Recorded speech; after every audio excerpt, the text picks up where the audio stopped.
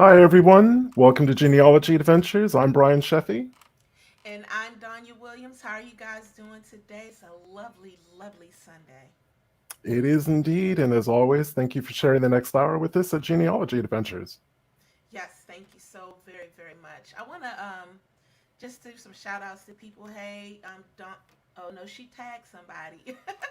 Anyway, I want to just say hello to all of our regular guests and new guests that are coming in. Thank you for watching us on E360 TV. Thank you for watching us live on also on YouTube. So welcome, welcome to everybody. So you want to just jump right in? Let's just jump right in because this is a hot show. Yes, this is a hot topic show. All right, so I am adding Miss YaYa Gordon to the scene, guys. This is my girl. This is my sister from another mister. This is my alumnus because she's also attending Jackson State. So, hey, we just got a whole tightness with each other. This is my girl. So, Ja'el Gordon is a historian and genealogist who specializes in interpreting antebellum history, genetic genealogy, and conducting oral history interviews. Always staying true to her Louisiana Creole and Cajun heritage, Jael has over 15 years of experience as a professional researcher with a special focus on the Deep South plantation history. Her expertise also includes repository research, collection, curation, exhibition installations, transcribing and indexing, cemetery preservation, database management, and conducting genealogy and history related workshops. Please, please, everyone, welcome my sister from another mister, Miss YaYa Gordon. How are you today? I am wonderful, and thank you for that wonderful introduction, Diane. I absolutely love you. You definitely are my sister. I appreciate you so much. And Brian, thank you for having me on here. And everybody who's tuned in, bienvenue, welcome in Louisiana, MIC. Thank you so much for tuning in. I really appreciate it. This conversation is absolutely necessary. Well, I'm Well, going to we tell are. you right now, real quick, when we looked at our insights, about 25% was from Louisiana alone. That Okay, has never happened to us. really? No. And people often forget about little country Louisiana, but we're not country Louisiana. We actually are the mecca of the U.S. I'll say that outside of the 13 colonies. We were larger than what we were. So everybody, I'll say, is from Louisiana before they even know it. But just really, really excited to have you on the show because you're familiar with what we do and what we talk about, Yes. and a lot of the previous four seasons has been focused on people with ancestry to the east of the Mm-hmm. Mississippi. So this season we've made a real effort to start looking at people's ancestry to the west of the Mississippi. Um, we have briefly touched on Louisiana and just can't wait to find out more. Yes. Awesome. And I'm so Mhm. excited to tell you both more and so many others. I appreciate this conversation. So I guess to kind of dip our toes in the water. So we know that Louisiana was, in terms of enslaved people, was comprised of two different sets of people. So people who were enslaved had a long history in Louisiana, and then the other population who were brought from the upper South to the lower South. Mhm. And in your research and your experience, have you noticed a difference between those two populations of people in terms of, say, how they were enslaved, what they were doing, life expectancy, those sorts of things. Yes, I will definitely say there is a difference. For most of those in Louisiana, when we do our genetic genealogy, we do find that we have ancestral ties to places like Maryland, Virginia, D.C. area, of course, because of the massive slave trade that happened along that coast. And so, but as well, there's many up north in those same areas that find they have find relatives that are here in Louisiana. They're like, I've never been to Louisiana. Well, I've never been, places where they are so in certain aspects, but the relation is there. I think the major difference that I would say would be you hit it on the nail, the life expectancy. In the South, the life is much more it's a drastic type of lifestyle. The atmosphere, the climate, it plays so much into a person's life expectancy. sometimes we can have a heat index of 120 degrees Fahrenheit with 90+% humidity. So when you're thinking about individuals working in those types of conditions, their life expectancy is extremely low. It's very, very limited. At the same time, the work is completely different. Most people, when they think about plantations, they automatically associate it with cotton. Yes, we have cotton country here. We have a lot of cotton plantations here in Louisiana, but the deep south of Louisiana is sugarcane. We have a very Caribbean type of climate, and so sugarcane actually flourishes extremely, extremely well here. We don't have the same type of continuous season for sugarcane as those in the Caribbean do, but it is still the same type of horrible conditions. And so the sugarcane plantation is probably one of the most harsh plantations for someone to even work on. It is a very dangerous job. You're including, again, the environment, the climate, the type of harsh work, the brutality of the work in itself. It is much more extreme. People died so often when individuals were purchasing enslaved people for sugarcane plantations. They typically bought more than what they needed because they knew they would not be surviving long. So the typical life expectancy of an enslaved person on a sugarcane plantation was the late 20s to early 30s. That's not very long at all. And so they died so much more for varying reasons, even diseases. When you have a lot of heat in the climate, humidity, diseases are rampant, yellow fever, dysentery, things like that. And so they died more often. And so those who were sold from the north, they did not want to come here. They knew, especially those who were already enslaved and they knew their family members were sold off, or they heard ramblings of the South, they didn't want to get sold down the river. That was a death threat to them. And so they knew that once they get sold down the river, it was more than just not being able to return to find their relatives who may still be up there. It was because they were going to be worked to death. Cool. And I kind of have a two-part question. The second part of it is going to be about the kind of leading cause of death. Mm-hmm. But you touched on something that I hadn't really thought about. In the Upper South, the kind of wealth of a plantation owner was based on the increase or the children that an enslaved female in particular was going to have. So if people are dying younger in Louisiana than they are in, say, other parts of the slaveholding South, how did that factor in? Because clearly they don't have a long lifespan to have a lot of children. Well, the children part, the reproduction part, even the breeding part, that it still existed because enslaved people cost money. And the way slaves, and excuse me, I'll tell the audience right now, I use the term slave and enslaved very interchangeably. I'm a historian, so I'm using it from a historical context. So I try to explain the difference, but hopefully we're all able to understand what I'm saying when I say certain words. So let me say this mm-hmm. right now. You don't have to apologize or make an explanation or anything like that, because if they don't understand that's not our issue. Not the audience. I understand. I appreciate that. That's how we use those types of terms. Yes. And it's what happened during that time period. It's what it was. And so we speak for that particular type of thing. Thank you for saying that, because that is absolutely important for everyone to be aware of.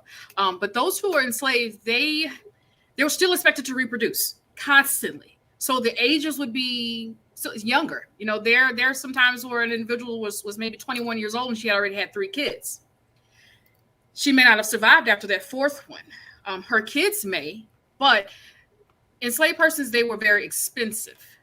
And so after the importation ban, so to speak, took place or became, into law, their natural increase, of course, was the way to go.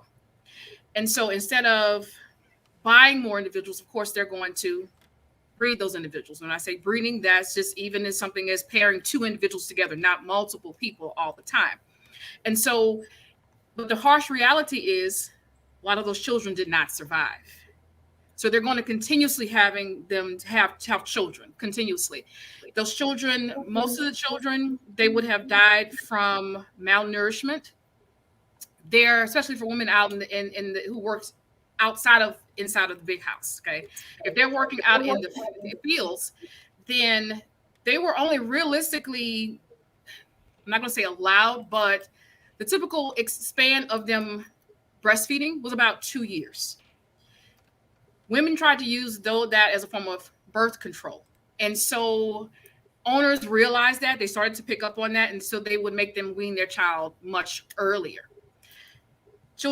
Women, when they're out in the field, they're under the hot sun. They're going to get malnourished themselves. When a woman is dehydrated, they can't produce milk. So children are going to die. When they're also out in the field, they have the babies on their backs. Sugarcane plantations, they're mostly on their backs. And they're going to have them in the front because the women do a lot of bending, a lot of swinging of heavy tools, scythes, cane knives, machetes. They can't put them in a basket. They may get run over by a cart, or even get bit by a snake that's crawling into a basket. I mean, these are cane fields. There's everything that's unimaginable in those fields, rats, snakes, everything. And so the babies, they will not have proper nourishment, and they may catch diseases. Also, when the children are, say, toddlers, they can get into various type of mistakes, incidents, accidents that happen.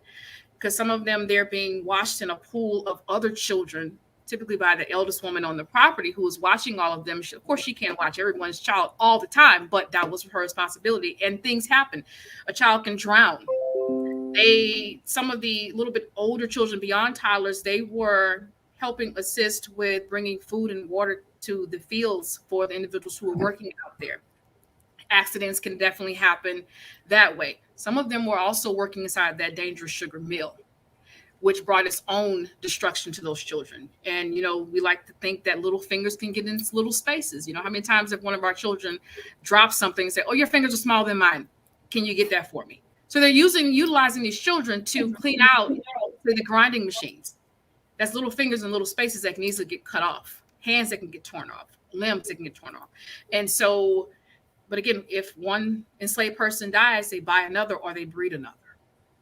So the children did not always survive. And so that's why they were constantly creating them, not just for work purposes, but because they knew they were going to die. Okay. So were the planters making that much money that enslaved people could basically be disposable? It's like, they died. I'll just get another one. Absolutely. Sugarcane plantations, number one, again, is very different from cotton. Okay. Cotton plantations sometimes, for instance, one of the largest slaveholders here in Louisiana in about 1860, he had about 709 individuals working on his plantation. That's a lot. That's a cotton plantation. As opposed to sugarcane plantation, it's going to many times be far less than that. But sugar planters were very wealthy. They're extremely wealthy. They were the elite. Most of them were French Creole French, and they had a lot of money. They were millionaires. The machinery cost a lot of money. And one would think that if they knew the work was so harsh, why work them so hard to whereas they died and have to purchase another? Well, that's the logical answer. But again, you have to remember that these people were disposable.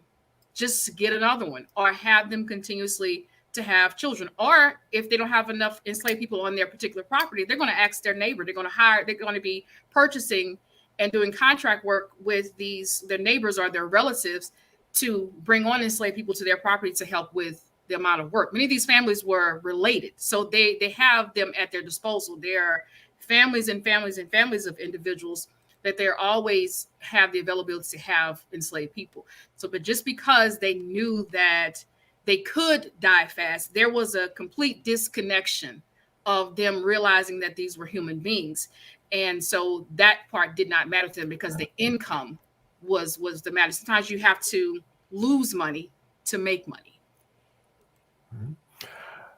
Now, the more that Donnie and I kind of study both our direct ancestors, where they came from, Virginia, Maryland, North Carolina, and South Carolina, we see little variances in terms of enslavers' practices, kind of how slavery was practiced within a state or a colony. What would you say were the biggest differences between being enslaved in the slavery system in Louisiana as opposed to, say, Virginia, North Carolina, Maryland? Well, I would say one of the biggest difference, again, was the cultural difference, because Louisiana, it was primarily first a French territory, then also Spanish for a very small time, and then French again. And so that's around the Louisiana Purchase. And in the northern areas on the coastline, you'll have more American. Down here, Louisianians, they were mostly French, they didn't like Americans. And so there was a time when they really thought that by becoming part of the larger US, they were going to eliminate slavery. And so everyone was in a panic, like, oh my gosh, they're going to eliminate our income. And so there was a huge distrust, but also just as well, those who were American thought that the French here didn't have much sense. They thought we were less than par people. And I say we because a lot of individuals here in Louisiana, we have French ancestry. And they thought the French didn't have the intelligence to govern themselves. And so there was always a pushback. And so those who were here in Louisiana had to kind of forcefully show that they still ran these operations. They still ran their plantations. And so they're going to be, again, a little bit more harsh. And they're also going to make sure they keep their money amongst their family and do business amongst their family, even including selling enslaved members to only those of their particular ethnicity or culture and not others. They wanted to keep the money and the business inside of that family. And so that cultural difference is one it's been known throughout history that we have our own distinct culture, but it's just as well, even with our free persons of color. There's a large free person of color population. You look in places like New Orleans, and there's free persons of color here that actually owned enslaved persons themselves. That slavery was a business. Anyone who can afford to would, and that was not always meaning that that person who was a free person of color owned their relatives. It was, again, a business. There are several families here that this has happened to, whereas you hear all the time that, okay, these people were their relatives, their sons, their daughters. Not necessarily. Some of them were, because again, you purchase an individual from someone, now you're the owner. But there were also enslaved persons who were not owned by these individuals. So it's a big cultural difference, just as well as New Orleans. New Orleans is a different type of slavery than anywhere else. I'm not going to say they had more freedom, but they did not practice some of the same slavery operations as others did. It's more of a city type of atmosphere as opposed to being in the woods or in the swamps and in the bayous. So you dropped a little bombshell there, and I have to pick that one up.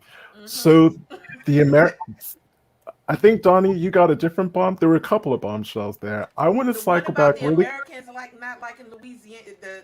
Yeah, that just blew my mind. Yes, because that's what I wanted to ask. Because I mean, basically, we kind of asked France back in the Revolutionary War to be, to help the revolutionaries. So the French were good enough for that. They knew that the French and the English had been fighting each other for like 1,000 years by that point. So I mean, the French were no pushovers. They could clearly govern massive colonies. Yes. So why did the Americans think that they were so poor about governing here? It's all about power. It's all goes back to money, power, and greed. Who can run and who can operate anything? And so the French considered themselves the elite. They were the aristocrats. They were the doctors, the lawyers, the attorneys, the planters with a lot of money, with old world wealth. And so now bringing in Americans taking over, see, there's French laws, Spanish laws, and then again French laws. Some of them were also Roman laws that dictated slavery in Louisiana. And so by Americans coming in, now we have, okay, we're going under a completely different type of regulations and laws that are here. But there was always a consistent fight amongst the Americans and amongst French. And that even kind of it even further went into the, say, Creole and Cajun heritage that many of us share. And so it's an unfortunate battle of power, but in governance, there was really a push against the Americanization in Louisiana because of, again, mostly slavery. And that continued even to this day. There is not a lot of French spoken here in Louisiana as much as it should be. A lot of the language sometimes has kind of died out, but there's organizations that are trying to implement and recapture and help the language sustain. You have African Americans who speak French here, speak Creole. Some even speak Haitian French, Parisian French. But it's a heritage that we're trying to constantly recapture instead of being Americanized. Louisiana just kind of separated, set apart by itself. That's amazing. That's just utterly, it's so funny because it actually reminds me of a time when I was driving, when I was doing Uber, and I tell y'all, I had the weirdest conversations in as an Uber driver, but there was one person who was from Louisiana. Actually, it was two women. They were visiting the DC area, and they were from Louisiana, and they talked so badly about America, as if Louisiana was not in the middle of it. And we don't she think was it is. like, yeah, they talked so badly about it, and they were speaking as if it wasn't there, and they were like, "Oh yeah, your history is this, and your history is that." And I'm like, "But ain't it your history too?" Yeah. And then as I'm going through it, and I'm thinking all about it and everything, and I'm like, "Well, technically, it is their history, but it isn't their history because they were a separate entity. So they still continue to see Louisiana as a separate entity." And it's amazing to me. Yeah. Well, I guess it's kind of like the Southwest, which was Spanish held until 1848. Yeah. Yeah. Yeah. It's just all just so amazing. So, you got a lot of people. We got people up here that they're just giving out. I'm trying to put their comments up instead of reading some of them. Mm-hmm. But I want to stay on focus as far as some of the German laws too. Absolutely. I'm glad someone mentioned that and pointed that out. Because sometimes when we speak about, say, Creole heritage, they forget about the Germans. And because so many people have the wrong indication or wrong research and history, they think of what Creole is, and it's so much more than what we've been taught. And so I definitely cannot forget about the German laws and also German Creoles just as well that are here. Wow. And actually, let's just start with the basics. What is a Louisiana Creole? Well, it is, first of all, let me point out, it's not a race. Okay, we're not a race. We are a distinct ethnic community with our own ethnicity. We have French, Spanish, African, in our ancestral lines. Some Native American, and so being Creole, it is someone who has colonial ties to the colony, to Louisiana. So someone, for instance, can be a French Creole. And I say French Creole, that their parents were born in France, but they were born here. They're French Creole. German Creole is just the same. When you look at many of the enslaved documents that are in these probate records or these wills, succession records, you'll see Creole slave. And someone will automatically think, oh, that person was mixed. No, they weren't. It will literally tell you if that person was mixed or not, if they were, say, a mulatto. But Creole, they were born here. And so we definitely have a distinct community and heritage, and even a language that is detectable. And Ancestry DNA actually, thankfully now, has our population in their DNA matches. So you can actually find that ethnic community in the DNA match. So there are white Creoles, black Creoles, again, German Creoles, even Cajun Creoles. And so it's very special to us. And it doesn't not mean someone who is of mixed ancestry, as one parent is white, one parent is black. We all come in various shades, various colors. We're not all fair skinned. We're not all have the blonde hair, blue eyes, and straight hair and pointed nose kind of thing.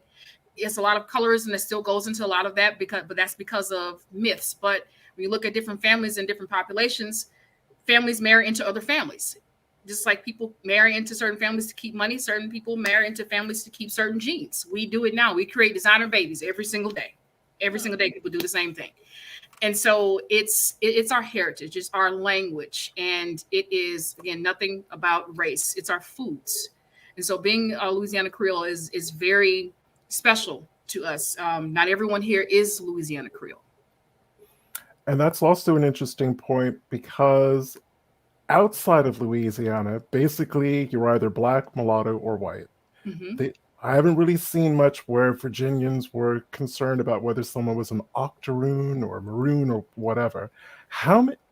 I can't remember how many different words Louisiana had, but it was like way over eight. I mean, how many different specific words did they have to describe a person's complexion?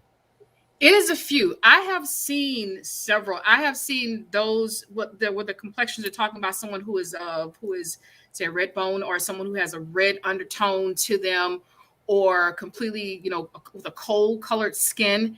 And so these words and terms were used, but they were not always used. I like to point that out, and I think Dr. Landry does a wonderful job in kind of explaining a lot that what people assume within Creole history and even African American history or slavery in Louisiana to describe individuals. Some of the things that we may associate with it, it may be a couple of cases and not overall. But it really all depends on how someone themselves is describing someone. Same instance if someone was a mulatto, and further down the line, not during slavery, but further down the line, you'll see that person listed as Black instead of mulatto or mixed. And so it's really up to the interpretation of the person. But early on, yes, there were designations of different shades, and who had an Indian parent, who had a white parent. And so it just kind of, there are panels and photographs of kind of explanations on that. I didn't bring that today and provide it to Danya, but at a later time, I definitely can provide that to her, so you all can have a further conversation, about that. And I have to ask, was there a pecking order? Each one of those descriptors, was there a caste system? There's always a caste system. Slavery is always a caste system. What I'm going to point out, and we take it how we want to take it, there is a lot of speculation or even assumptions or suggestions that those who were, say, had a European ancestor were always initially treated differently, or they were working in the house. That is not true. An able body is going to go wherever that person wanted them to go and where they want to work. And so that doesn't necessarily mean that they were always in the house. Number one, you have to remember about the women of the house. They're not going to want certain type of women that they know that their brother or their husband or their son has fathered a child with, or their child is theirs in their house. They might be subject to going out into the field. Did colorism instances happen? Absolutely. We have to remember that the enslaved population, where they were people every single day get into disagreements, get into various arguments. And so there was also violence amongst themselves within the enslaved population for whatever reasons. And that very well could have been attributed to colorism, or someone being treated fairly than the other. But the fair treatment, or the perception of fair treatment, was purposeful. Because, say, for instance, you have a cabin with two families in it. One family of 3 may get 10 chickens from the owner. The family who has 15 may get 1 chicken. Now these families are fighting. It doesn't mean that the family with the 3 children are better, but they may act like they are better.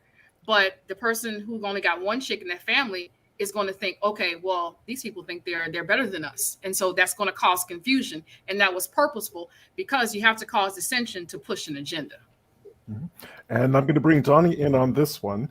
One of our first books that we did for a book club was called The House of Bondage, about Charlotte Brooks, and it happens in Louisiana. And we're reading this book, and there are times when both of us had to put the book down because it was so deeply, the histories being displayed were just really deeply disturbing. And it seemed like the violence meted out towards enslaved people in Louisiana was way more harsh than other places that we've been researching. Is that kind of a fair assessment?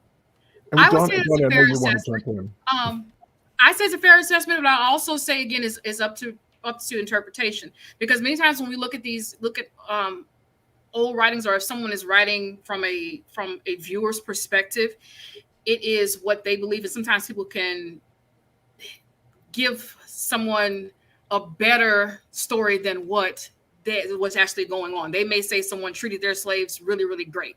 And we're thinking, how does that work? That you can't treat a slave, in a great manner. But I will say that I think one of the reasons for the harsh treatment, again, is because if you all have not been to Louisiana, life down here with this weather alone is harsh. You don't want to be outside. We're beyond 80 degrees now, and it is October the 24th. We're not going to get cold maybe until January. And so they had to force these people to constantly work over and over and over again. I'd also like to point out that many French, even some of the Jesuits, they were fearful of what happened during the Haitian Rebellion. Okay. Many of the enslaved there, they rebelled, and so they some car, killing owners, and some of those owners were able to flee here. Okay, they were very scared and fearful of the slave population because they knew the uprising could always happen again. So by giving more force and being more brutal and harsh to them, they felt that kept them in line. And so when one person has made a mistake, it could be as simple a mistake as not cleaning out the water in a ditch because it rained. They're going to make that person out of an example just to make the others not do the same thing, or make them fearful of what could happen if they make the slightest mistake. And then also always changing things so they won't get together and try to rebel. So punishment was definitely given. It was not earned, and it never fit the crime. But that was very purposeful in order to keep them in order. And many of them, they have again become so disassociated with punishment. They didn't think that, number one, Black people could feel pain. And so for them, it's okay, you're going to beat this individual. They're faking it, or it's not going to affect them. That they didn't look at them as human. But in order to keep them in line and to keep them working, they had to break these individuals. You are like, when I tell you, first of all, I'm gonna tell you I love my cousin because he knows when I'm thinking on something. And I was literally thinking about the House of Bondage the entire time that we were talking and speaking. But there are things in the House of Bondage that was actually explaining everything that you were talking about. So when you talked about the swinging of the sickle, and the machetes and all of that, you started to put in perspective what the book was talking about. And it really kind of, I almost reached down and grabbed the book, but I had to remember I'm on screen. Right. I got mine in my purse. You have really like put that all into perspective, because there are things that happened in the book where she talks about, because just to let you know, in case you don't, that particular book was actually written by a former teacher back in the in the mid 1800s, mid to late, after the Civil War. So I'm going to say late 1800s, and she was interviewing different enslaved people. So this was exactly what was going on. Right, and before the ex-slave narratives. Yes, I mean, yes, before the narrative. When I say you are on point, you are on point. Yeah. So what I want to do now is really kind of jump into those two that you wanted to talk about, because we're already 34 minutes in, and I don't want to miss anything that you have to say. So, which one do you want to go on first? Well, I'm going to kind of jump into talking about Little Sugarcane, and I'll let you pull up these plantation maps. And those here from Louisiana, I'm sure you have seen this, especially one of the maps that I'm going to show. If you have not find this map, I have 3 life-size. Is this Norman? Yes, the Norman's chart of the lower Mississippi River. I have 3 life-size, panels of these maps. And somebody's like, why am I coming to your house with a plantation map? Because I'm researching them. That's what I do, from the ceiling to the floor. It's amazing. Now, I like to point out, number one, again, sugarcane, it's part of the lower Louisiana. It's very distinct to lower Louisiana because, again, we have more of a Caribbean climate. But also we have a lot of waterways. We're here on the Mississippi River. You have the levees and things like that. So if you click on that, the one that enlarges it, One more over. Yep, that one. And then you can kind of zoom in and out. Now, this map here shows just how many plantations at this particular time when this map was actually created. There were along the lower Mississippi. There's several parishes. My family, half of my family comes from the lower parishes. Some of them come from the middle parishes. And so I like to kind of go in and point. And if you look at the top right of the map, you look at Iberville Parish. Okay. Iberville Parish, notably, it's a wonderful place. Many of us have ancestors that come from Iberville Parish. Some come from the St. Gabriel side, some from the Maringouin side. And if you've heard of Iberville Parish, yes, Maringouin and St. Gabriel are both in the same parish. It's on two opposite sides of the river, even by Ugula. Okay, and Maringouin is very, very important because of the enslaved people who were sold from Georgetown University. Myself and a few other cousins who actually on this call are descendants of some of the enslaved people who were sold from Georgetown, and they came to the Maringouin side, mostly the Maringouin side of Iberville Parish. But if you look at all of those land plots, those names, those are plantation owners. Where my house is now, family house, it sits on a plantation. It sits on a former plantation.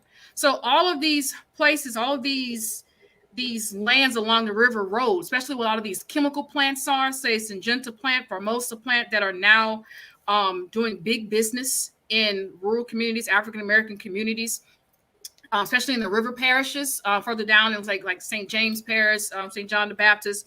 It's called river parishes, but you'll probably hear those of us who care call it Cancer Alley, because these plants are building upon top of old sugarcane plantations where there are probably someone's ancestors buried in the fields. As a matter of fact, I know there are people's ancestors buried in the middle of cane fields, and they prevent access to the sites. But these were where old plantations were, and they're putting harmful chemicals in the community. Rise St. James is a really good organization that is trying to help fight against some of this. But if you look at all of these different lands, all these people were slave owners. They had lands. They owned people. Some owned 10, some owned 2, some owned 100 plus. It varies. Many of these plantations no longer exist.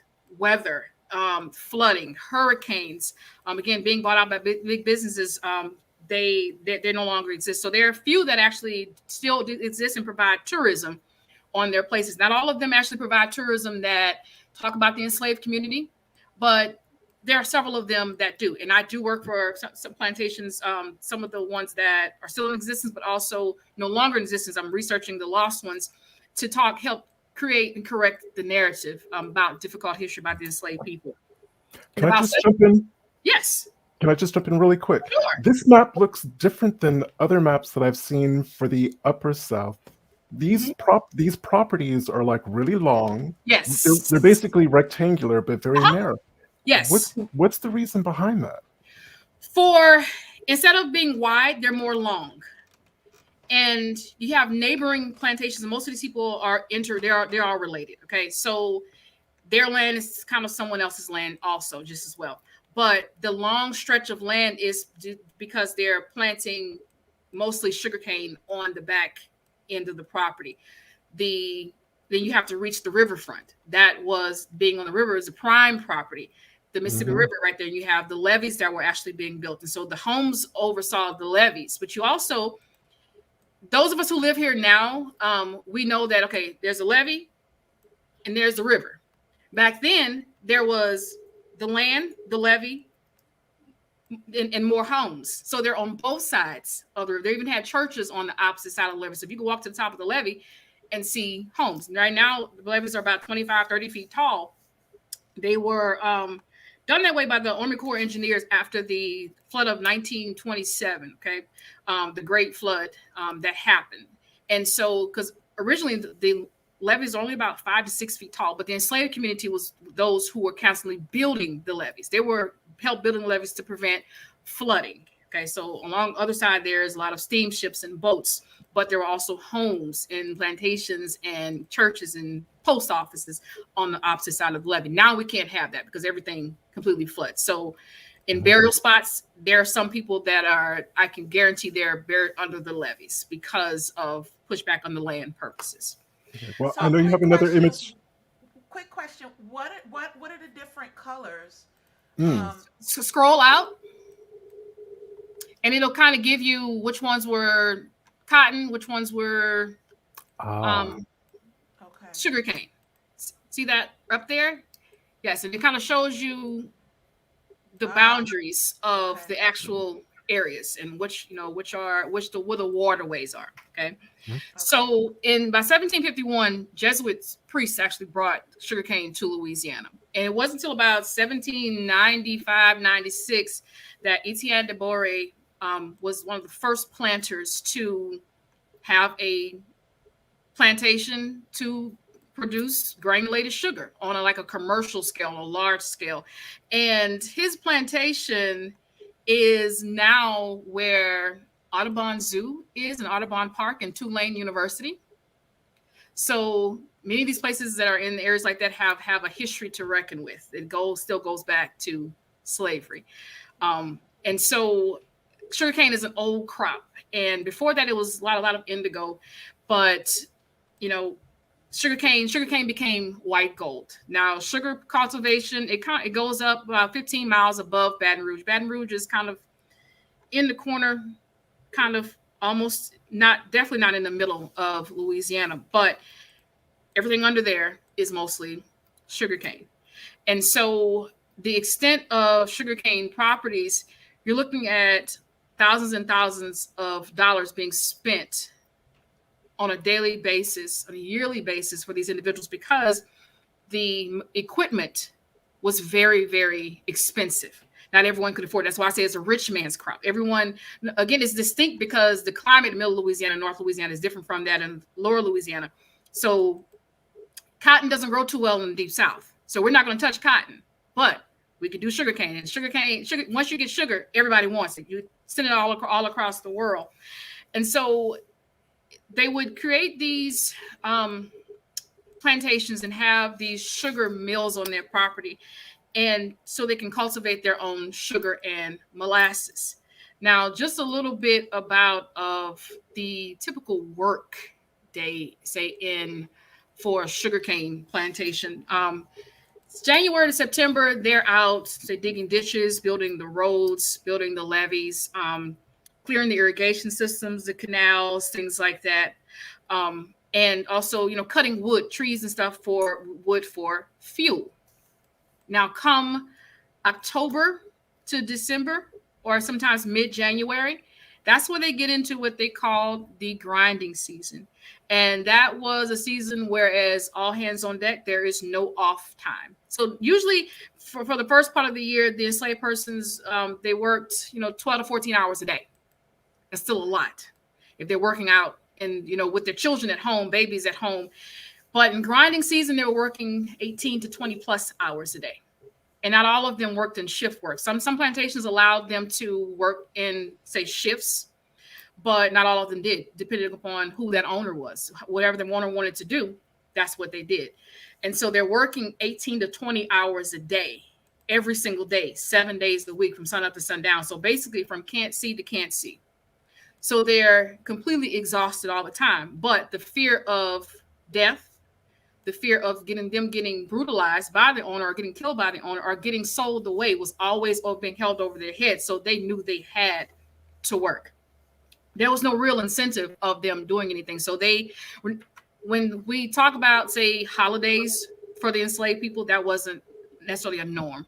They didn't have a Christmas off. There was no Christmas for these people. They may have had one day before the grinding season started for Harvest Day in order to try to, get everyone happy and get them all in a good mood, but they knew what was coming. So for them during the grinding season, they are out in the fields every single day. They are cutting the cane. They're going through the cane fields. They're using, again, scythes, machetes, cane knives. They're using the oxen and mule carts to go through there. And so when sugarcane is produced, it's about 6 to 8 feet tall. It's very, very small spaces to see in between. Some had 3 feet in between. Some had up to 15 feet in between. Just depends on how big the property is, okay? So it's very hard to see. So those individuals had to be mindful of who was next to them, who was cutting something, because it's easy for them to lose a limb. It's easy for them to lose their heads. You can't see in those fields. But once they cut that sugar cane, it's still a harsh process because it takes about 24 hours for it to go bad. And it cannot freeze or it'll spoil. So they had to hurriedly cut it, continuously cut it down, and they had to bring it to the mill for processing purposes. Danya, I sent you a couple of pictures of what inside of a mill looks like, sugar mills. Oh, you did? Yes. Okay, I'm getting ready to. That's okay. Email? Yes, it's in the email. There's a couple of photos in there. And while she's pulling that up, just the starting process, they're bringing these oxen and mule carts to go to the mill after the sugarcane is chopped up. And number one, they never cut all the sugarcane down at one time. They actually left some for each year just in case something actually happened. So it all wasn't always chopped down at the same time. But when they get to this mill, they're going to start off with the grinding process. That is grinding the sugarcane up by machinery that had no stop or panic buttons. And so anything could happen while it's chopping the sugarcane stalks up. Again, someone can easily lose a limb. It can catch that person into that grinder and chop them up. If that happened, they just cleaned it up and they kept working. Then it's put onto a roller to kind of squeeze some of the juicing out of it. And there have been planters who have written their diaries about individuals getting stuck in the rollers and they're crushed to death. And I've seen that especially happen with a lot of the women, because yes, they're working in that sugar mill just as well. And then there's a furnace burning inside that mill. So the temperatures inside that mill can be 160 degrees Fahrenheit plus on a daily basis. And this furnace is burning, say, 24 hours a day. And that is a lot. That's extreme and excessive heat. Now, that's just a photograph of individuals who may have been working in a sugar field, sugarcane field. And that's not necessarily dedicated to slavery, because these people were still working in sugarcane fields and mills post-slavery as sharecroppers. I still have ancestors who were in the 1930s and 1940s who were doing the same thing. So that was just the life, and that was what they knew how to do. Now, when they're in this process, one of the most dangerous parts of the process is what they call the Jamaica train. And that consisted of individual sugar kettles. The largest one would have been 6 feet from edge to edge, okay, wide. And the smallest would have been about 3 feet. And so what they're doing is they're boiling the sugarcane inside of these huge kettles. And my sister, Gaynell Banks Brady over our mammies, actually just was getting her sugar kettles delivered to her property because she's operating a living history museum. And so she does this work. And so when she gets these sugar kettles, it's going to be extremely amazing because they're very expensive, but they're cast iron and they last. And so they had to boil the sugar cane inside of these kettles over and over and over again.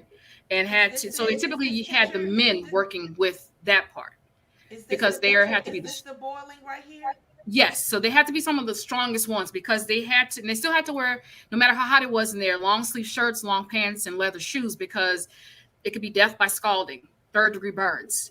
Again, this is boiling. Like if anyone had ever cooked pecan candy, in Louisiana we say pecan, it's not pecan, it's pecan, then you know how hot and scorching, and it will burn you. It will completely take the skin off. And they're boiling in these huge 6 feet pots, you know. And so they're picking it up and transferring it to the next pot. Same thing, next pot. Now, free person of color, Norbert Rio, he actually enhanced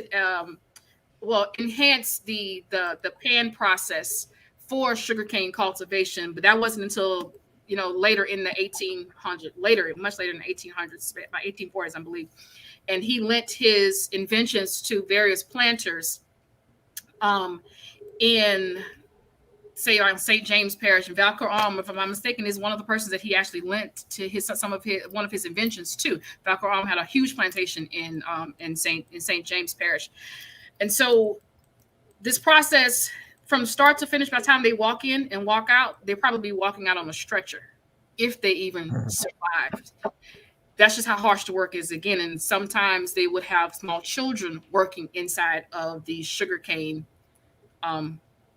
mills is very, very dangerous. So many of them actually died, but they knew they could not stop because stopping meant excess punishment for them. So again, working the 18 to 20 hours a day with very limited foods and waters. They may have been fed twice a day at designated times, and they could not just stop for water and food breaks, or that would also lead to punishment.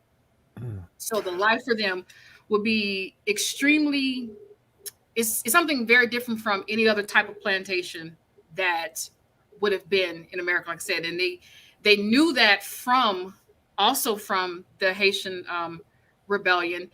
But then those individuals, they were rebelling against the work, the harsh treatment. Also, they had no clothes, no shoes, no water, no housing. So planters here realized, okay, if we give them a little bit of something, that'll make them work harder. Don't take away everything. And I'm focusing on that word little, because we've already established that these people made millions, yes, off of sugar, but they gave their workforce the bare minimum. Yes, they absolutely did. And so in Louisiana was the only state that had a law that actually, I'm not going to say protected kids, but protected kids.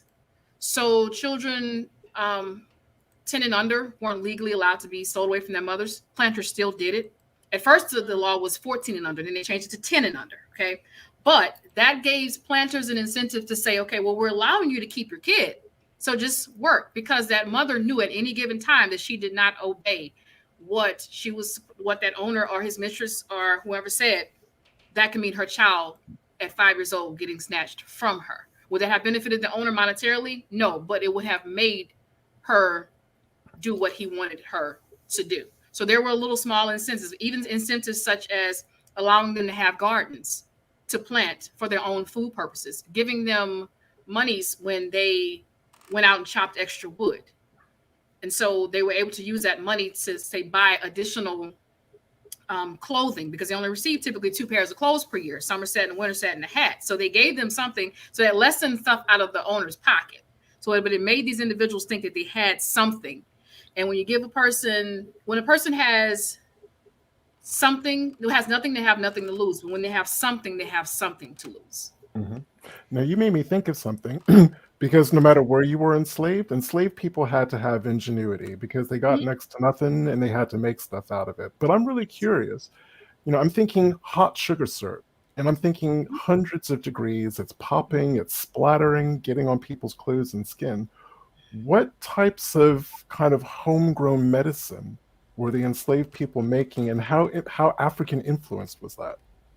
It was a lot of African influence for that. And so many of these women who had learned medicinal practices from their mothers or grandmothers, they would be going and looking out in the woods to find their own herbs, to create different salves and things like that, even different roots. I'm not speaking of conjuring roots, but actually like plant roots and things like that, to assist, because they didn't have much else. Yes, there were doctors around, but the doctors kind of like the owner, associate the owner with an employer.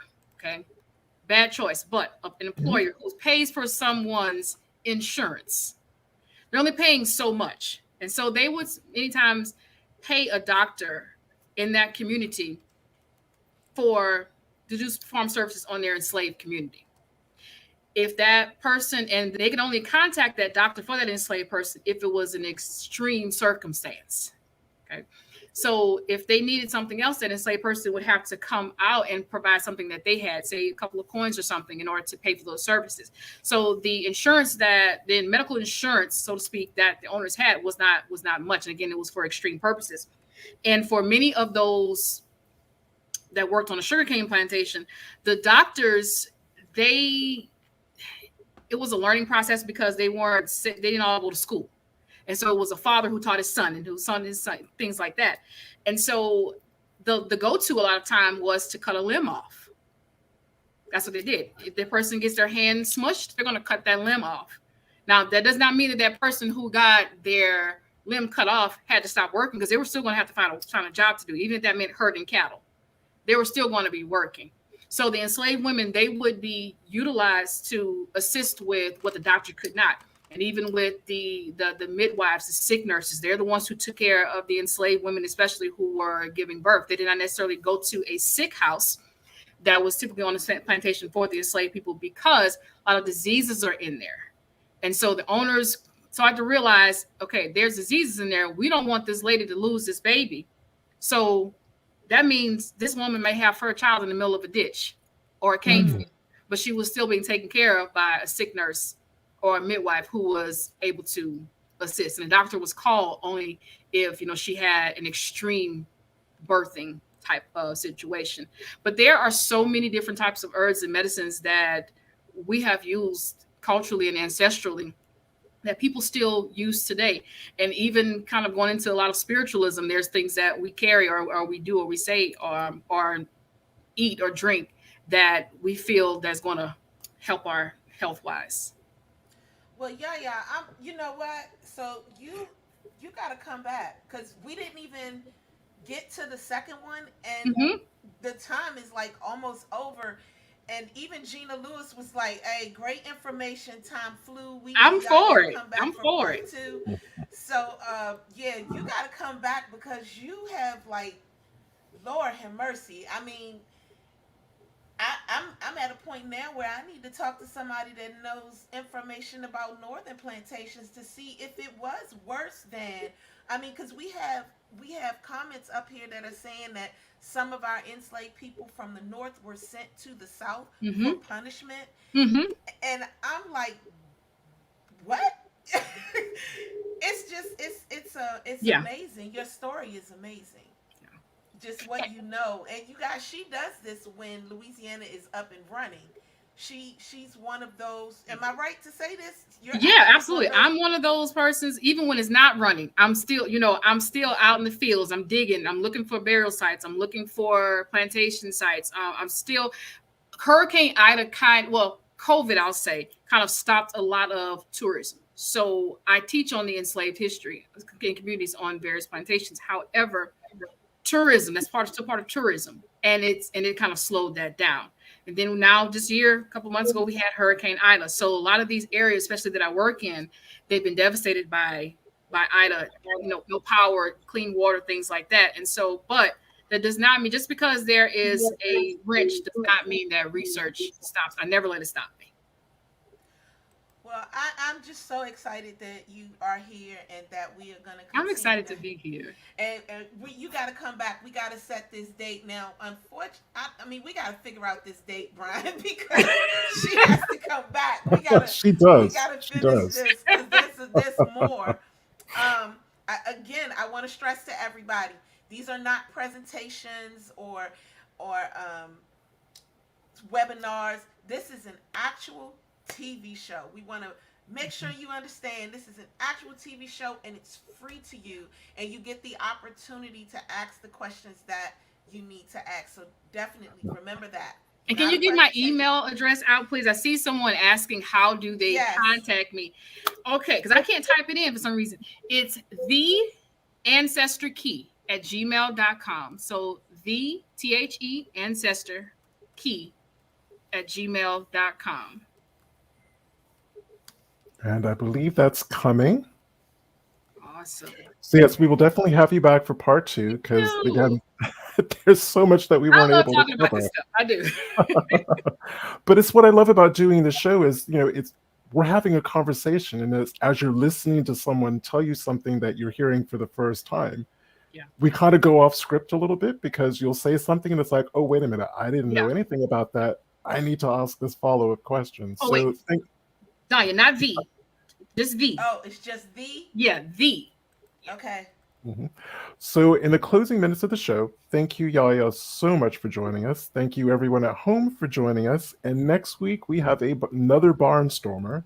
We have Kevin Borland from Borland Genetics. If you've ever sat there and thought, if I only had my 3 times great-grandmother or grandfather's DNA, who would that connect me to? Well, you can do that virtually, and you can do that through Borland. And if you tune in next week, 4 p.m. on a Sunday, Kevin will walk you through it. And it is awesome. Thank you. Yes, I appreciate y'all. No, we appreciate you. So thank you Oh, so much for joining us. we are Thank at you. time. Thank you, everyone. Thank you, YaYa, and we'll see you next Thank week. you. Have a good one. You too. Bye. Bye.